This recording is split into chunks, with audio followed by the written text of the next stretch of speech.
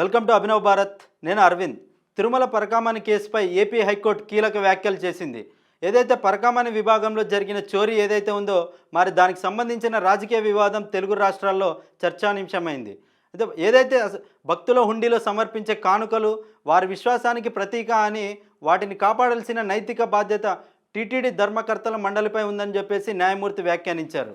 ఈ ప్రక్రియలో ఏ చిన్న లోపం జరిగినా ప్రపంచవ్యాప్తంగా ఉన్న భక్తుల మనోభావాలు దెబ్బతింటాయని చెప్పేసి పేర్కొన్నారు. అయితే ఈ కేసులో నిందితుడిగా ఉన్నటువంటి రవికుమార్ అతని కుటుంబ సభ్యుల ఆస్తుల వివరాలను వారంలోపు సీల్డ్ కవర్లో సమర్పించాలని ఏసీబీని హైకోర్టు ఆదేశించింది.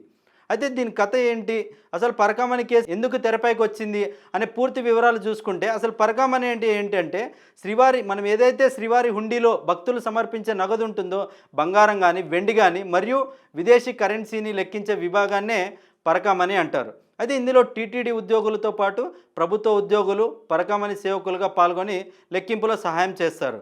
అయితే ఈ వివాదం 2023 వైసీపీ హయాంలో వెలుగులోకి వచ్చింది. ఇది ఎందుకు వెలుగులోకి వచ్చింది అంటే అక్కడ పనిచేస్తున్నటువంటి రవికుమార్ అనే వ్యక్తి తిరుమల పెదజియార్ మఠం గుమస్తాగా ఆయన పనిచేస్తున్నారు. ఆయన పరకామణి లెక్కింపుల సమయంలో విదేశీ కరెన్సీని తన దుస్తులలో దాచి దొంగలిస్తూ రెడ్ హ్యాండెడ్గా పట్టుబడ్డారు. అయితే తొలుత ఇది సుమారు $900 దొంగతనంగా పేర్కొన్నారు.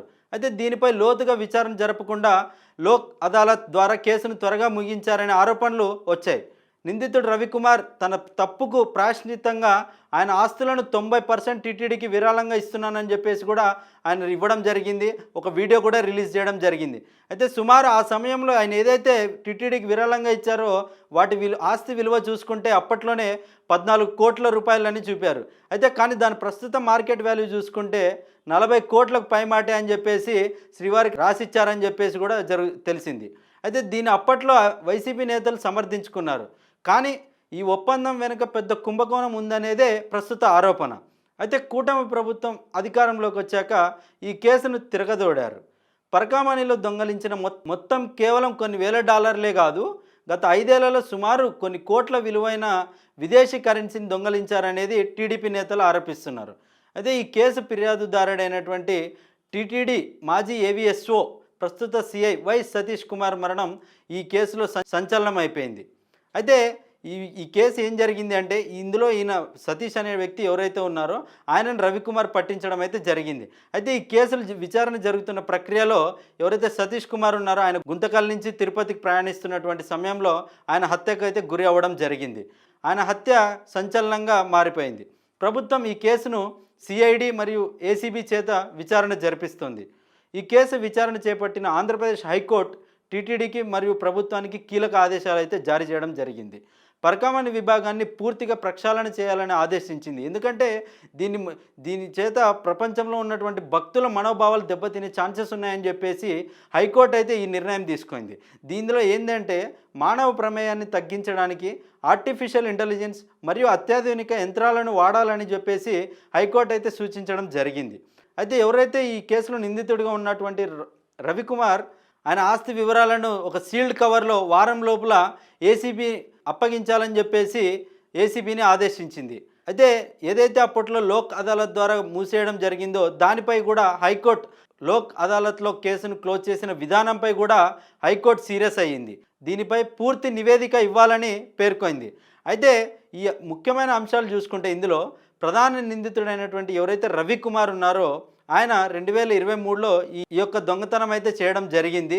అక్కడ ఆ సమయంలో ఆయన పట్టుబడటం అయితే జరిగింది. అయితే దీనిపైన వైసీపీ వాదన ఏమంటుందంటే మేమైతే దొంగని పట్టుకున్నాం, ఆస్తుల్ని తిరిగి దేవుడికి ఇప్పించామని చెప్పేసి అయితే వైసీపీ చెప్తుంది. అయితే దీనికి కౌంటర్గా టీడీపీ ఏమంటుందంటే ఇది కొన్ని వందల కోట్ల కుంభకోణమే కాదు, చాలా కోట్ల కుంభకోణం జరిగింది, దీని సాక్షులను తారుమారు చేసి కేసును మూసేశారని చెప్పేసి అయితే టీడీపీ ఆరోపిస్తుంది. అయితే దీనిపై సమగ్ర విచారణ చేపట్టి ఏ సాంకేతికను వాడాలి, ఈ కేసు ప్రస్తుతం కోర్టు పర్యవేక్షణలో ఉండటంతో రాబోయే రోజుల్లో మరిన్ని సంచలన నిజాలు వెలుగులోకి వచ్చే అవకాశం అయితే ఉందని మనకు కనిపిస్తూ ఉంది.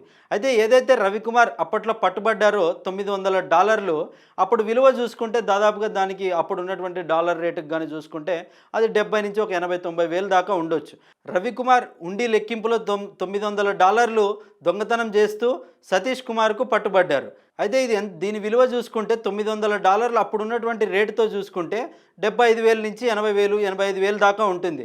హైకోర్టు ఆదేశాలతో సిఐడి మరియు ఏసీబీ ఈ ఆస్తుల మూలాలను విచారిస్తున్నాయి. కేవలం 75,000 దొంగతనానికి కోట్ల ఆస్తులు ఎందుకు ఇచ్చారు? ఆ ఆస్తులు దొంగతనం సొమ్ముతో కొన్నవేనా, లేక రాజకీయ ఒత్తిడి ఉందా అనే కోణంలో దర్యాప్తు అయితే జరుగుతుంది. అయితే మీరు చూసుకుంటే ఆయన ఇచ్చింది ఎంత? 14 కోట్ల విలువ, అంటే దాని మార్కెట్ వాల్యూ ఇప్పుడు 40 కోట్లు. ఆయన దొంగతనం చేసింది అయితే $900. అప్పుడు ఉన్నటువంటి డాలర్తో పోల్చుకున్న ఇప్పుడున్నటువంటి డాలర్తో పోల్చుకుంటే కూడా దాని విలువ ఒక ₹1,00,000 లోపలే ఉంటుంది. అయితే ఇంత విరాళాన్ని ఆయన ఎందుకు ఇచ్చారని చెప్పేసి కూడా చర్చలు జరుగుతూనే ఉన్నాయి. ఇదే ప్రధాన కారణంగా కోర్టు అయితే చాలా లోతుగా విచారణ అయితే జరపడం జరుగుతూనే ఉంది.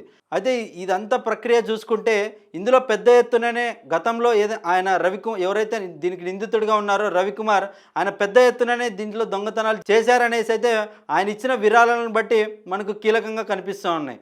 అయితే దీనిపై సమగ్ర విచారణ జరిపి ఎవరైతే టీటీడీ భక్తులు ఉంటారో వారి మనోభావాలు దెబ్బతినకుండా భవిష్యత్తులో మరింత దీన్ని పారదర్శకంగా జరిగేలా ప్రభుత్వాలు, టీటీడీ బోర్డు నిర్ణయం తీసుకోవాలని చెప్పేసి కోర్టు అయితే ఆదేశించడం అయితే జరిగింది. Thank you.